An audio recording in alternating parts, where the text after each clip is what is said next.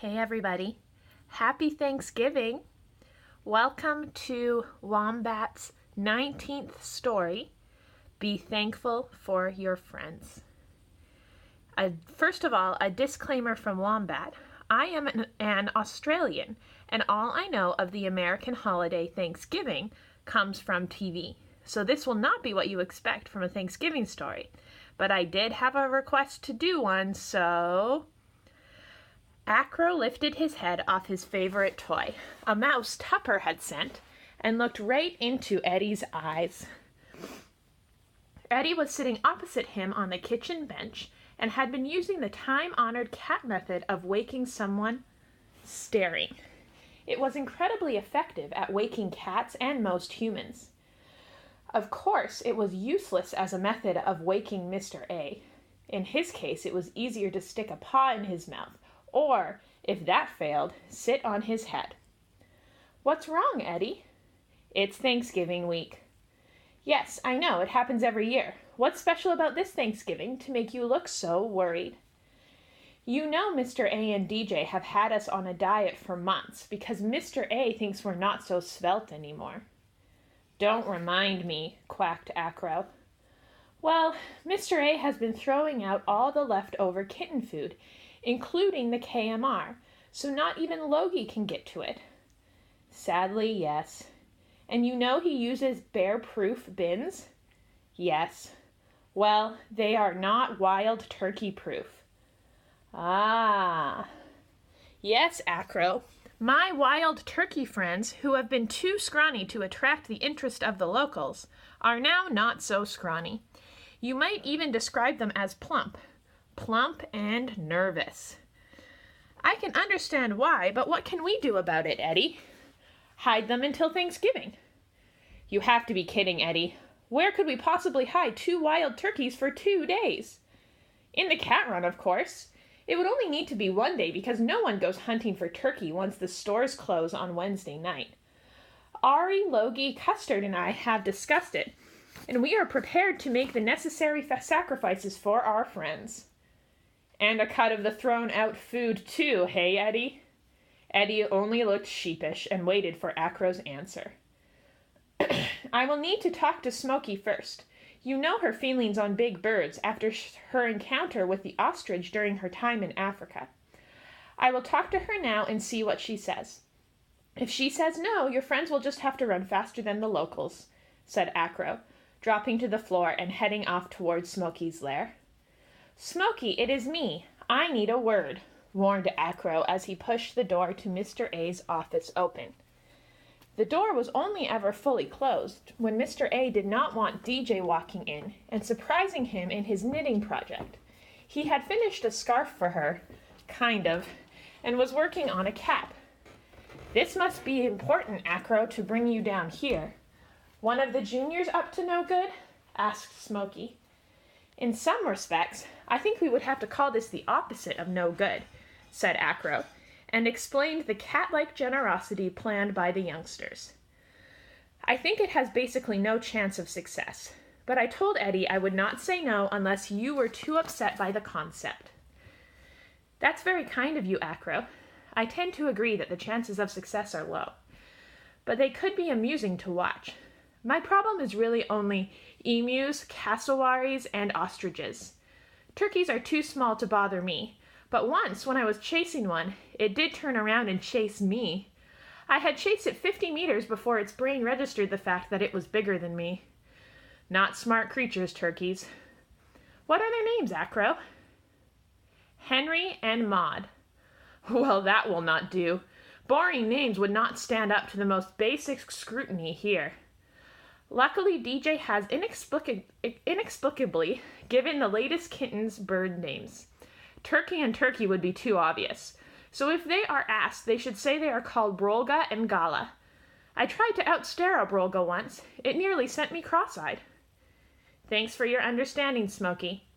They will be restricted to the tunnels during the day and the cat run during the night, so you will not see them. But I will make sure they know of your compassion." Eddie, Custard, and Logie were eager to put their plan into action, and fidgeted throughout Acro's lecture on the rules. While I have your attention, I would like you to know I fully endorse Kazoo's plan for how we and the kittens should give thanks to the academies on Thursday. But I must remind you, it is best not to lie on a human's stomach after lunch on Thanksgiving. It would be uncomfortable at best and quite possibly unfortunate for the human, said Acro. The younger cats all scrambled off to the secret tunnel in the cat run to collect Brolga and Gala, leaving Ari sitting with Acro. Not joining them, Ari?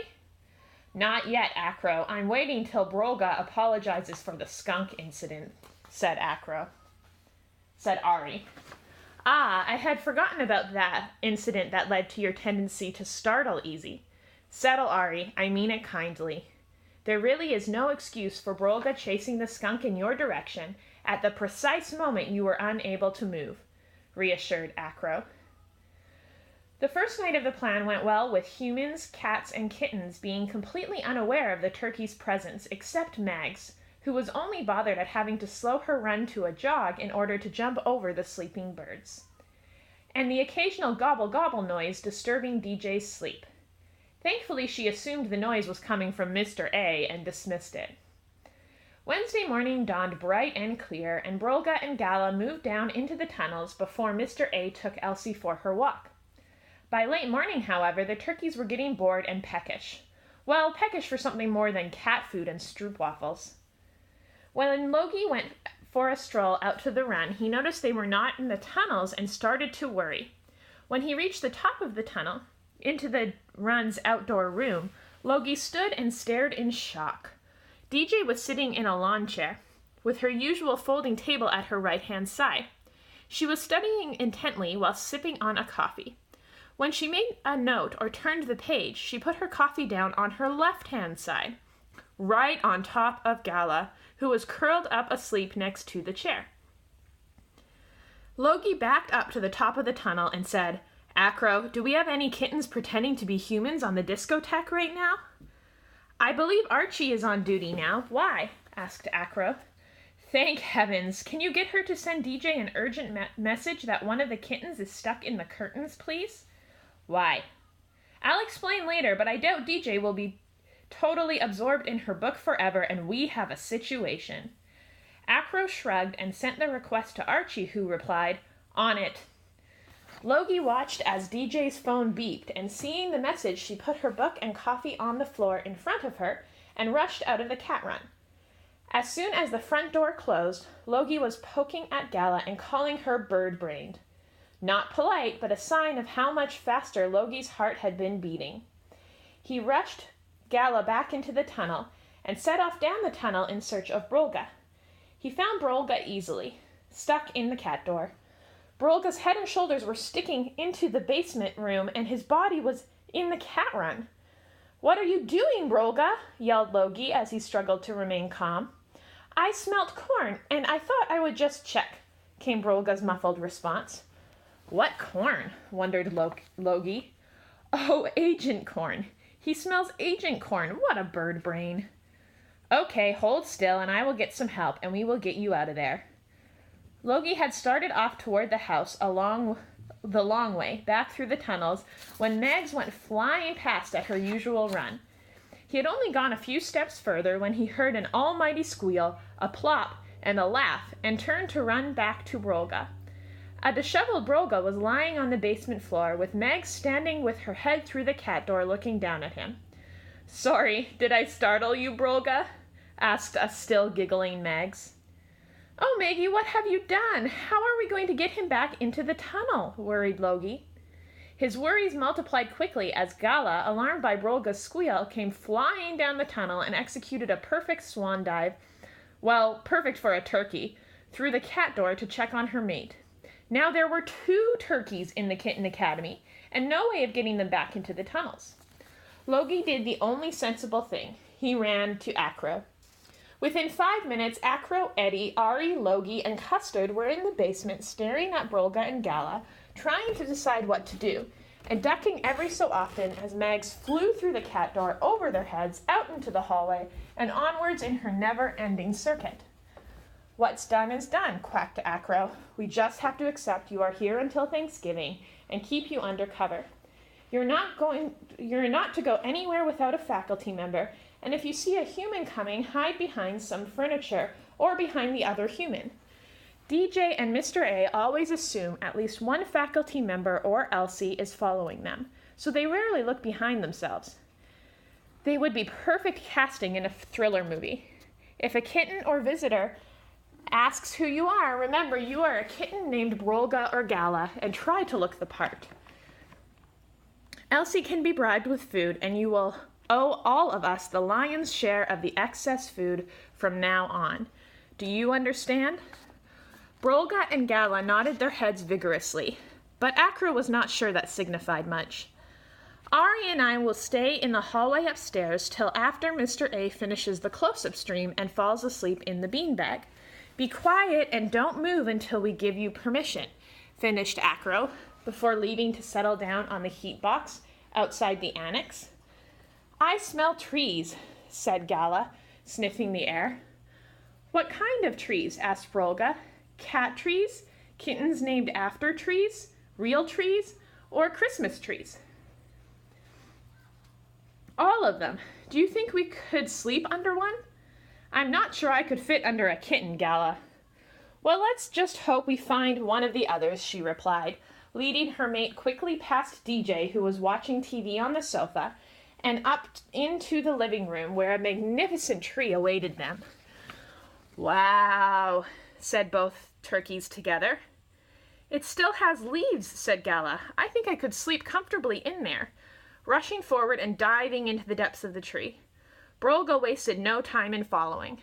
The tree was still shaking when Mr. A came in filming the close-up stream and said, Okay, it looks like Ari and Eddie have gone into the tree again. Let's see. As he got close to the gray shapes in the tree, Elsie started barking loudly at the door of the kitten room, and Mr. A ran to the door to see what was happening. Seeing nothing, he returned to his normal filming routine and walked into the kitchen and said hi to Eddie. Mr. A stopped and shook his head and was about to return to the living room to look in the tree when Archie sent a YouTube comment asking his Thanksgiving plans and distracted him again. Custard watched from his perch on the cat tree and said, "Teamwork," to himself with a smile. Ah, I have an idea of how else Archie can help, he thought, and strolled to the kazoo communicator to ask her. A few minutes later, Mr. A received a text from his wife and said to himself, Why are you the way that you are, DJ? When the close-up stream was done, Mr. A went into the kitchen to make himself and DJ a chicken salad with extra chicken on the side, just in case Maggie wanted some. He was singing to himself when he remembered the shapes in the Christmas tree and walked back to the living room for a closer look. What he found were 9 cats lined up in a row in front of the fireplace, meowing to each other agitatedly. The faculty, Mags, and Fig seemed to be greeting the new cats DJ had texted him to say Carrie Ann wanted them to mind over the holiday. I am pretty sure Brolga and Gala are bird names.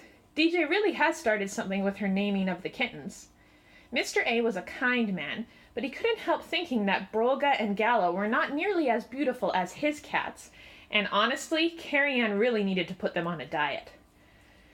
They also seemed a little flighty, so he decided not to risk a belly rub, and went to the kitchen just in time to save his dinner from Mags. Acro shook his head and said to Eddie, I apologize, Eddie. Your scheme may have been crazy, but I keep forgetting this whole house is crazy. So any other plan would have stood out like a turkey in a cat colony. Thanksgiving morning was very cold, and the kittens were all happy to hear Kazoo's message that he wanted them to pile on like a kitten blanket whenever the humans walked into a kitten room. On it, they all meowed together. In the pre-dawn light, Acro gathered the faculty and turkeys together in the guest bedroom and looked down at them from the sink. I think we should all say what we are thankful for, said Acro, as the cats and 2 turkeys looked up at him.